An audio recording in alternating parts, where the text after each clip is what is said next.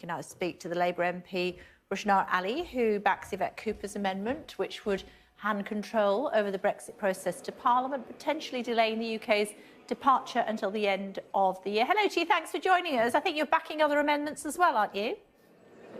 Yes, I am. Good afternoon. Good afternoon. Tell us which are the ones you're backing.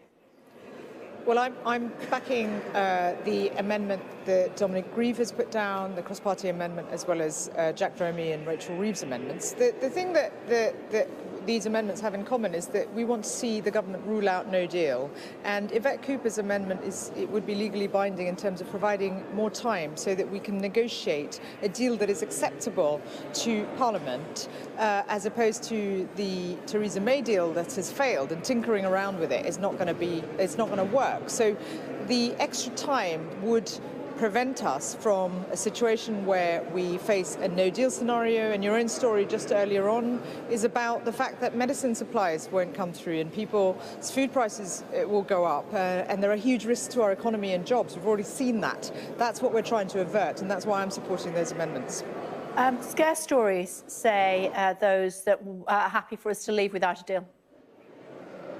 Well, I would disagree with that, because what you've seen is business leaders who have already instigated their contingency plans because the threat of no deal is being put forward by the Prime Minister. The government itself is spending billions of pounds preparing for no deal. So they clearly are serious about a no deal situation, which I think is completely irresponsible. So those people who are saying it's a scare story, they are the same people who told lies during the referendum and promised the earth to people and said they'd be better off, not worse off. But what the reality is of us leaving the European Union, even with the Theresa May deal, is that the economy would shrink and people's jobs would be at risk.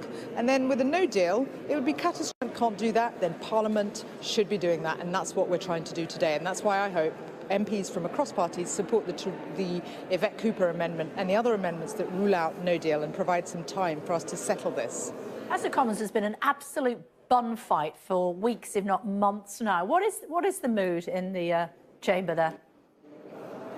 Well, I think there's huge amounts of frustration and concern, because what you've got is a Prime Minister who faced a massive defeat where her deal was rejected by an unprecedented number of members of Parliament, including from her own party, and she's just ignored the will of Parliament, and she's just carried on regardless, continuing to threaten the country and Parliament with no deal so that we cave in to her way.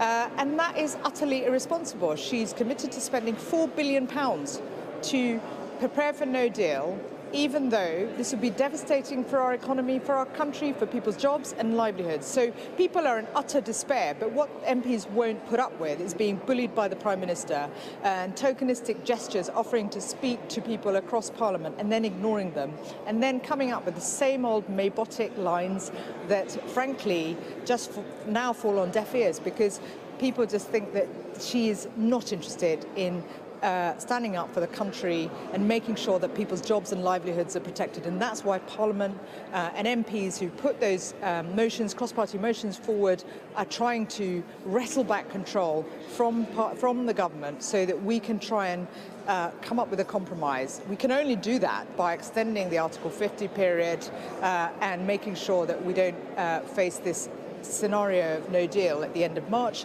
and we can only do that if we have some control, as Dominic Grieve's amendment sets out, of certain days in Parliament to be able to have members of Parliament debating the options for how we leave, because the Prime Minister's deal is not acceptable. And the Brady amendment has already, it's been reported, been rejected by the 27 member states. They're not going to reopen negotiations to renegotiate the backstop.